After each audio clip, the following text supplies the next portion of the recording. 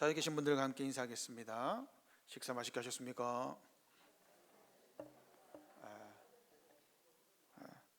오후 시간은 항상 쉽지 않은 것 같습니다. 그죠? 피곤하시죠? 옆에 창문을 좀 열까요? 더우시다면, 추우시면 괜찮습니다. 기지개를 펴셔도 되고, 설교를 듣다가 졸리시면 뒤에 가서 서서 들으셔도 괜찮습니다. 옆에 있는 사람 등짝을 때리셔도 괜찮습니다. 모른 척 하겠습니다. 오늘 설교는 개혁정론 홈페이지에 올라와 있는 내용을 많이 참조했습니다. 요즘 세상이 시끄럽습니다. 10월 27일 광화문으로 모여라. 어떻습니까? 오늘은 그 내용에 대해서 세상을 대하는 그리스도의 방식에 대해서 한번 살펴보려고 합니다.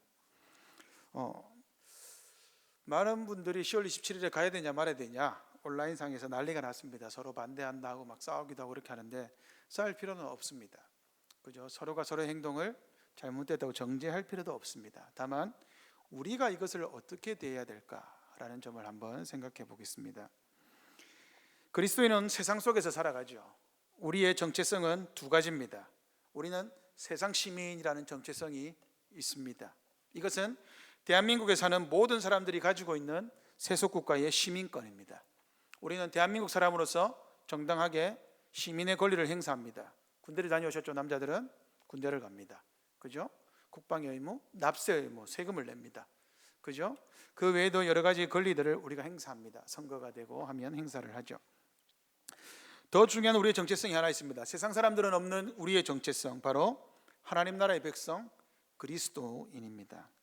우리는 그리스도인, 하나님 나라의 백성이지만 동시에 세상에서 살아갑니다. 그래서 우리는 그리스도인이지만 세상을 떠나 살 수는 없습니다. 그러니 그리스도인은 고려해야 될 것이 더 많죠. 세상도 고려해야 되고 교회도 고려해야 됩니다. 고대에는 신자들이 세상 가운데 살 수 없다 이래서 쿰란 공동체 같은 경우는 광야로 들어갔습니다. 세상을 떠나 살기도 했습니다. 그러나 세상을 떠나 살 수 있는 그리스도인은 없습니다. 예수님은 세상의 소금과 빛이라고 하셨지 교회의 소금과 빛이라고 하지 않으셨습니다. 그렇게 신자는 세상 속에 살면서 세상과 관계합니다. 그리고 우리에게는 세상을 변화시켜야 할 의무가 있습니다. 이것을 뭐라 그러죠? 문화명령이라고 합니다. 성경이 말하는 세상은 항상 부정적입니다. 세상이 너희를 핍박한다고 말합니다. 세상이 너희를 괴롭힐 것이라 말하고 세상이 항상 신자를 대적한다고 말합니다. 왜 그렇습니까? 세상은 공중의 건세 잡은 자, 마귀가 지배하고 있는 것처럼 보이기 때문입니다. 자, 그렇다면 우리는 세상을 어떻게 대해야 할까요? 우리는 세상을 어떻게 대해야 될까요? 세상 속에서 살지만 어떻게 살아가야 하는지를 봐야 되는데, 여러분, 하나님이 동성애자들을 사랑하실까요? 미워하실까요? 하나님은 동성애자를 미워하십니까? 사랑하십니까? 사랑하십니다. 동성애는 죄악이기 때문에 미워하십니다. 그러나 동성애자들도 죄인이기 때문에 사랑하십니다. 여러분, 이것을 아셔야 합니다. 우리도 죄인이죠. 똑같은 죄인입니다. 동성애자들이 우리보다 더 큰 죄를 짓는다고 생각하시면 안 됩니다. 똑같은 죄인입니다. 하나님이 동성애를 미워하십니다. 그러나 동성애자들도 예수님의 십자가로 구원받아야 할 백성들입니다. 자, 로마서 13장 1절에서 사도는 세속권세에 복종하라 하셨습니다. 세속권세는 오늘날로 치면 정부이죠. 하나님이 그들에게 칼을 주셨습니다. 그래서 여러분, 경찰의 공권력, 그죠? 검사들의 공권력, 그죠? 불만이 있어도 말할 수 없죠. 왜냐하면 그들에게 권세가 있기 때문입니다. 이 권력을 사용할 때 교회는 어떻게 해야 될까요? 바로 이 지점을 오늘 다루려고 합니다. 자, 오늘 본문은 베드로가 대제사장의 종 말고의 길을 자른 사건입니다. 자, 예수님은 지금 고난받으러 가시죠. 예수님은 자기의 앞으로의 될 일을 다 아셨습니다. 그래서 그들이 왔을 때 예수님이 어떻게 하셨습니까? 내가 너희들이 찾는 그다라고 말하셨습니다. 여기에 온 사람들은 누굽니까? 결국은 이 사람들은 예수님을 빌라도에게 데려가기 위해 왔습니다. 빌라도는 로마의 관리죠. 그러니까 예수님은 세속 권력에 의해서 돌아가셨습니다. 세속 권력이 예수님을 핍박하고 십자가에 못 박도록 내어 줬죠. 그러니까 예수님은 지금 세속 정부를 향해 정면으로 뭐라 그럴까, 이게 도전은 아닌데 정면으로 고난을 받으시는 장면이죠. 자, 예수님을 잡으러 온 사람들은 세상 나라입니다. 여러분, 세상 나라가 강력합니까? 하나님 나라 백성들이 강력합니까? 겉보기에는 세상 나라가 강력해 보입니다. 그러나 그렇지 않습니다. 6절에 예수님이 내가 그니라 라고 말할 때 어떻게 됐습니까? 그들이 물러가서 땅에 엎드려졌습니다. 예수님이 아무것도 안 했습니다. 내가 그다라고 말하니까 어떻게 됐습니까? 그들이 물러갔다, 쓰러졌다 이 말입니다. 예수님이 그 중국 무협지나 이런 데 보면 고수들이 땅을 발로 빵 차면 약한 사람들이 팍 튕겨나가지고 쓰러지잖아요. 그 장면입니다. 지금 예수님이 내가 그니라라고 말하니까 그들이 땅에 엎드려졌습니다. 강제로 땅에 머리를 확 쳐박게 된 거예요. 예수님이 권력이 없으셔서, 힘이 없으셔서 고통을 당하신 게 아닙니다. 예수님이 내가 그니라는 말을 하셨을 때 세상은 쓰러졌습니다. 하나님 나라가 훨씬 더 강력합니다. 어떻게 세상 나라가 하나님 나라보다 더 강력하게 보일까요? 이유가 뭘까요? 여러분, 세상이 힘이 센 것 같습니까? 복음이 힘이 센 것 같습니까? 세상이 힘이 세 보이죠? 왜 그렇습니까? 그게 복음의 특징입니다. 고린도후서 12장 10절에 이렇게 나와 있습니다. 그러므로 내가 그리스도를 위하여 약한 것들과 능욕과 궁핍과 박해와 공고를 기뻐하노니 이는 내가 약한 그때에 강함이라 라고 말합니다. 무슨 말이냐? 여러분, 복음은 약한 것 같습니다. 그런데 항상 강합니다. 이게 역설적이에요. 우리가 예수님을 믿는다. 세상 사람들이 뭐라 그럴까요? So what? 어쩌라고? 왜냐하면 아무 일도 일어나지 않기 때문이죠. 여러분, 예수님을 믿으면 여러분 무슨 일이 일어납니까? 집이 25평에서 34평으로 넓어집니까? 예수를 믿으면 월급이 많아집니까? 그런 일은 일어나지 않습니다. 그죠? 예수님을 믿으면 하지 말라는 게 더 많습니다. 고통당하는 것 같습니다. 주일날 놀러 가고 싶은데 놀러도 못 갑니다. 그런데 역설적입니다. 약할 때는 강하고 어리석게 보일 때는 지혜롭게 보이는 것이 복음의 특징입니다. 그러니 하나님 나라의 관점으로 보면 항상 교회가 강자입니다. 그래서 예수님은, 사도 바울은 세상 법정에 고소하지 말라고 말한 겁니다. 교회가, 교회법이 훨씬 더 강력하다는 것이죠. 이 사실을 항상 기억해야 합니다. 그래서 교회는 여러분, 세상을 판단하고 꾸짖을 수 있습니까? 없습니까? 있습니다. 교회는 세상을 판단하고 질책하고 꾸짖을 수 있지만 세상 나라는 교회를 향해 꾸짖고 판단할 수 없습니다. 복음을 모르기 때문입니다. 세상은 자주 우리를 대적하죠. 여러분들을 괴롭힐 것입니다. 너무하다 싶은 문제들, 억울한 문제들이 생기죠. 우리가 믿는 바를 조롱하죠. 제가 우리 첫째를 학교 보내놓고 항상 걱정하는 게 진화론에 물들까 봐 걱정합니다. 바보 취급당할까 봐 걱정합니다. 아이들이 학교에서 신앙의 문제를 조롱합니다. 예리가 갔다 와가지고, 어린이집 갔다 와가지고 엄마 우리 애들은 하나님이 세상을 창조했다고 했는데 아무도 안 믿어, 이렇게 말을 하더라고요. 자기를 이상하게 보더래요. 그게 세상입니다. 왜요? 복음을 이해하지 못하니까요. 그럴 때 우리의 아이들을 잘 교육시켜야 되겠죠. 그게 믿음입니다. 자, 그러면 세상이 우리를 대적할 때 어떻게 해야 될까요? 사도 바울은 뭐라고 했습니까? 너희를 박해하는 자를 축복하고 저주하지 말라라고 했습니다. 또 이어서 아무에게도 악을 악으로 갚지 말라라고 했습니다. 선으로 악을 이기라 그랬습니다. 베드로 사도도 바울처럼 악을 악으로, 욕을 욕으로 갚지 말고 도리어 복을 빌라. 이를 위하여 너희가 부르심을 받았다라고 말합니다. 이런 관점에서 그러면 10월 27일 강화문 집회를 어떻게 봐야 할까요? 예전에는 세상 사람들이 교회에 와서 따졌다고 합니다. 세상의 비상식적인 문제 앞에서 교회에 와서 데모했다고 그래요. 세상이. 교회는 왜 침묵하냐? 너희들이 말을 해줘야 우리가 따라갈 거 아니냐? 이런 일이 실제 있었다고 합니다. 지금은 여러분, 광화문은 정치적인 땅이 되었습니다. 광화문의 기독교가 진을 치고 있습니다. 이제 세상을 향해 뭐라 그럽니까? 그냥 당하면 안 돼. 우리도 큰 소리 치고 성명서를 발표하고 때로는 정부를 향해 우리의 힘을 보여줘야 돼라고 말하는 겁니다. 사랑과 정의, 평화를 외치고 실천해야 할 기독교가 사랑이라는 팻말 아래 모이고 있습니다. 예배라는 이름으로 모이죠. 200만 명, 100만 명은 광장에, 100만 명은 온라인으로. 그런데 구원은 200만 명입니다. 왜 모입니까? 왜 200만 명이 그곳에 모여야 됩니까? 이유가 뭡니까? 숫자를 힘을 보여주자는 겁니다. 하나님이 미워하시는 동성애 합법화를 비롯하여 정의를 외치자 합니다. 저는 동성애 반대합니다. 언제부터 교회가 하나님의 나라가 세상을 대적하여 힘과 권력을 이용해 항변했습니까? 교회는 세상을 향해 힘과 권력을 이용해 항변한 적이 없습니다. 성경에도 없고 교회사에도 없는 일입니다.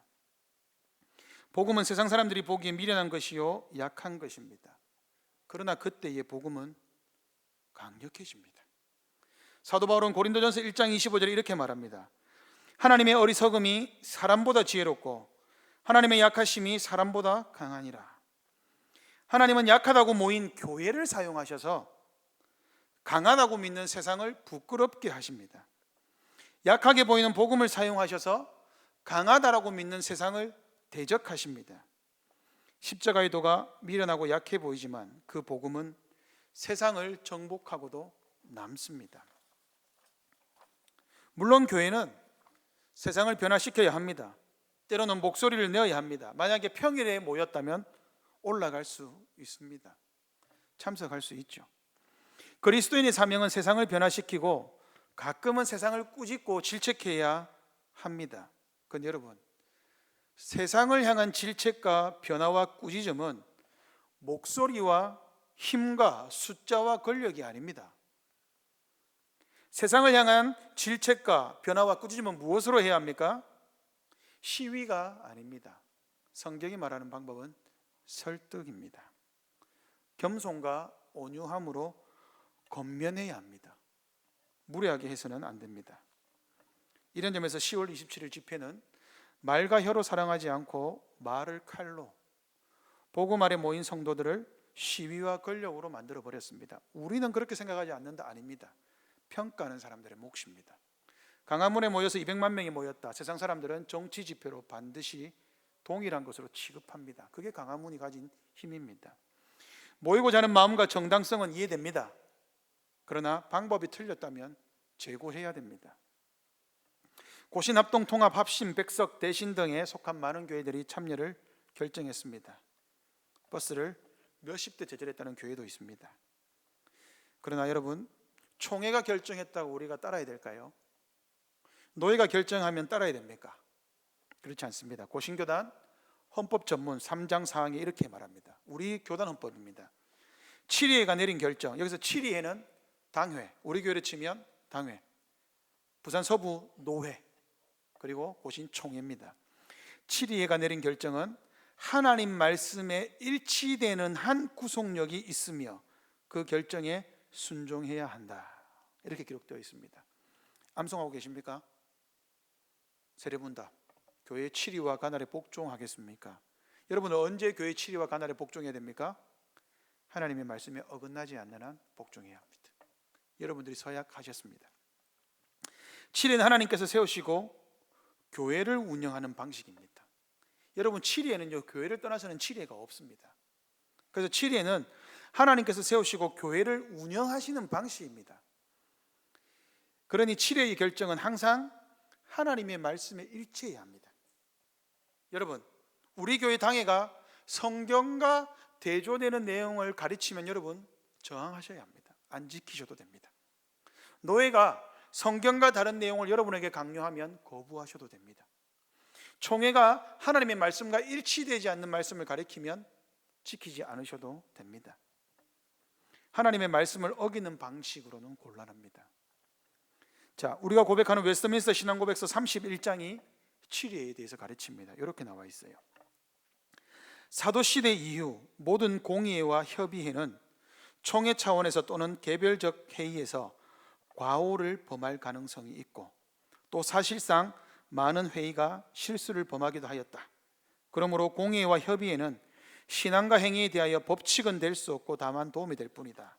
여러분, 치리회는 뭡니까? 신앙에 있어서 도움이 되지만 법칙은 아니다라고 말하는 거예요. 이 법칙은 아닙니다. 자, 5항 한번 보십시오. 공의와 협의에는 교회적인 사항 이외의 다른 일은 취급하지도 말고 결정해도 안 된다. 무슨 말입니까?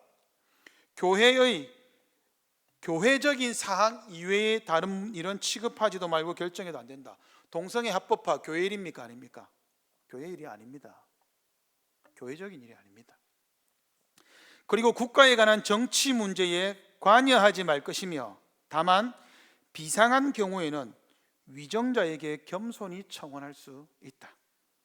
혹 위정자의 요구가 있을 경우에는 양심의 만족을 위하여 거기에 응하고 충고할 수도 있다. 여러분, 교회는 국가의 문제에 관여하지 않습니다. 왜 그럴까요? 교회와 국가는 하나님이 세우신 고유한 영역이기 때문입니다. 침범할 수 없습니다. 만약에 치리회가 세상이 교회에 요청할 때는 겸손하고 온유함으로 조언해 줄 수 있습니다. 그러나 치리는 교회의 본질에 속하지 않기 때문에, 치리는 교회를 더 잘 세우긴 방법이기 때문에 치리는 존중받아야 마땅합니다. 그러나 절대적이지 않습니다. 성경만이 하나님이 세우신 최고의 권위이기 때문에 교회가 말씀을 어기거나 말씀을 소외하는 쪽으로 결정할 수 없습니다. 여러분, 실제 치리회가 여러 번 오류를 범하기도 했습니다. 언제인지 기억하십니까? 치리회가 틀린 결정을 했을 때는 언제입니까? 십자군 원정입니다. 십자군 원정. 그리고 일제시대 때 1938년 아등은 신사가 종교가 아니에요. 아등, 우리입니다. 우리는 신사참배를 결의했습니다. 그때는 개인 양심상 안 지킬 수 있었고 실제 많은 사람들이 핍박을 당했죠. 십자군 원정을 잘 생각해 보십시오. 교회를 위해 일어섰으나 십자군 원정 여러분 잘 보시면 약탈과 수탈로 끝났습니다. 자기들끼리 교회끼리 싸우기도 하고 그랬습니다. 자, 무엇보다 웨슬레이 신앙고백서 31장 5항에서는 공의는 교회와 관련된 문제 외에 다른 어떤 것도 다루거나 결정을 내려서는 안 된다라고 말합니다. 이게 대원칙입니다. 교회와 국가의 구분이 제대로 이루어지지 않을 때 교회는 세속 정치에 대해 관여하게 됩니다. 그러면 피해는 누가 보느냐? 교회가 봅니다. 교회를 잘 세우지 못하게 됩니다. 그러나 비상시국이나 국가 권력이 교회를 핍박하거나 우리의 예배를 막을 때는, 또는 천재지변과 그에 상응하는 시국일 때는 예외입니다. 하지만 이 예외적인 상황조차도 뭐라고 이야기합니까? 겸허한 청원으로 해야 된다라고 말합니다. 겸손하게 청원하는 방식이라는 겁니다. 이게 우리 고신교단 헌법에 기록되어 있습니다.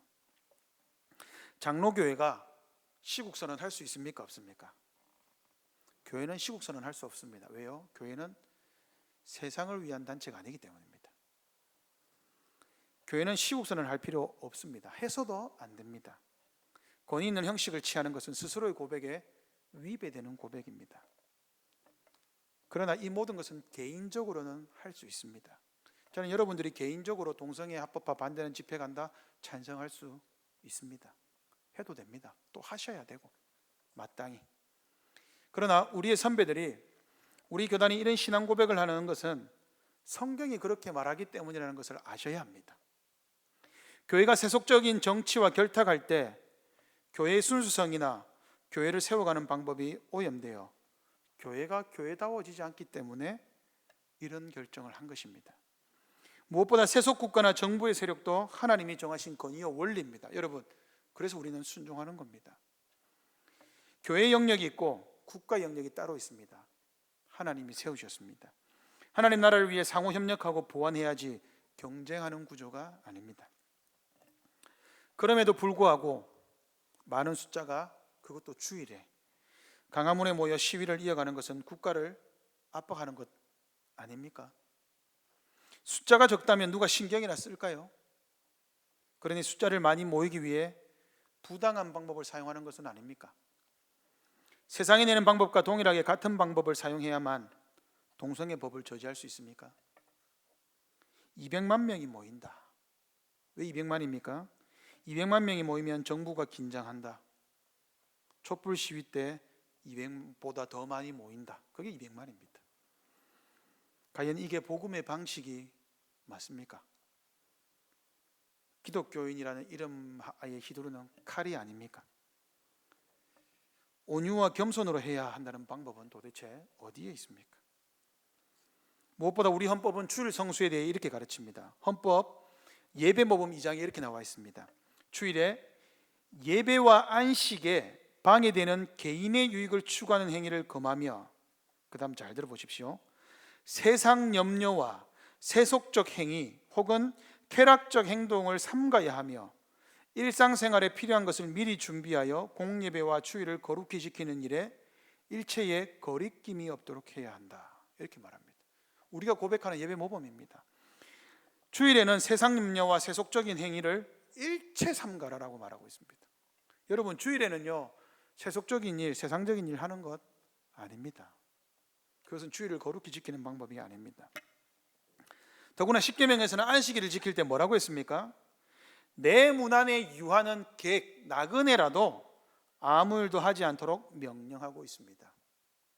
그날의 버스 기사들, 200만 명을 지키기 위한 경찰들, 그 외에 많은 사람들이 동원될 텐데 교회가 왜 그들을 고려하지 않습니까? 과연 하나님의 법을 지키는 사람들의 모습이 맞습니까? 총회에서 질문을 했습니다. 고신교의 상당수가 부산 경남 지역인데 강화문 집회가 주일 2시인데 어떻게 참석하냐? 전날 서울에 올라와서 서울에 있는 교회 가서 예배드리면 된다. 버스 타고 가면서 버스 안에서 예배하면 된다고 말합니다. 과연 이게 헌법이 말하는 대로 경건한 마음과 충분한 준비와 세상 염려와 세속적 행위를 삼가는 태도 맞습니까? 물론 대다수의 성도들이 순수한 마음으로 참석하겠지요. 그들의 마음까지도 틀렸다는 것은 아닙니다. 그런데 여러분, 오늘 본문에 예수님이 순수한 마음으로 대제사장의 길을 잘랐던 베드로에게 뭐라고 했습니까? 칼을 칼집에 꽂으라 라고 말합니다. 저들이 칼을 들고 왔다고 해서 너도 동일한 방식으로 칼을 들지 말라는 것입니다. 베드로의 순수한 행동이 예수님에게 도움이 된 것은 하나도 없습니다. 우리가 행하는 모든 일도 목적도 방법도 하나님의 뜻이어야 하고 하나님의 말씀에 일치해야 합니다. 여러분들이 하나님의 영광을 위해 뭔가를 하겠다 했을 때 그 방법이 틀리면 하나님이 영광받지 않으십니다. 기뻐하지 않으십니다. 동기와 마음, 방법, 모든 것이 하나님의 말씀에 맞아야 하고 하나님의 뜻에 맞아야 합니다. 그렇지 않으면 우리의 잘못된 열심이, 베드로의 잘못된 열심이 인류를 구원하는 예수님의 십자가 사역을 막았듯이 우리의 잘못된 열심이 하나님 나라의 일을 막을 수도 있다는 사실도 기억해야 합니다. 무엇보다 7위에는 개인의 양심을 강제할 수 없습니다. 신앙고백 20장은 이렇게 말합니다. 그리스도인의 자유와 양심의 자유에 대해서 이렇게 말합니다. 그리고 교회정치 1장, 교회정치 원리 첫 번째도 여러분 양심의 자유입니다. 교회 정치를 말하면서 가장 먼저 양심의 자유를 먼저 말합니다. 제일 먼저 말합니다. 왜 양심의 자유를 말할까요? 양심은 하나님께서 각자 개인에게 주셨기에 하나님이 아니고서는 누구도 강제할 수 없다라고 말을 합니다. 여러분의 양심을 제가 강제할 수 없습니다. 그런데 여러분, 양심은 뭐죠? 양심은 자기가 하고 싶은 대로 하는 것을 의미하지 않습니다.